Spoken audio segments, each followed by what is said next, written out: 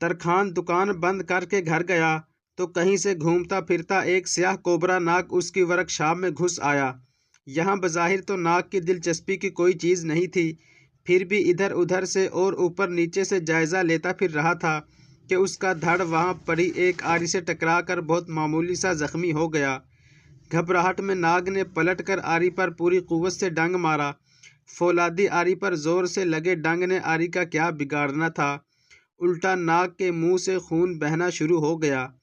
اس بار خشونت اور تکبر میں ناگ نے اپنی سوچ کے مطابق آری کے گرد لپٹ کر اسے جکڑ کر اور دم گھونٹ کر مارنے کی پوری کوشش کر ڈالی۔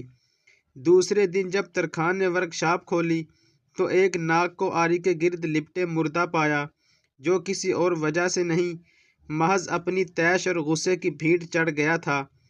کہانی بھلے جاندار نہ ہو، عبرت اور سبق کے لیے چند اچھی باتیں اس سے اخذ ہوتی ہیں کہ بعض اوقات غصے میں ہم دوسروں کو نقصان پہنچانے کی کوشش کرتے ہیں، مگر وقت گزرنے کے بعد ہمیں پتہ چلتا ہے کہ ہم نے اپنے آپ کا زیادہ نقصان کیا ہے۔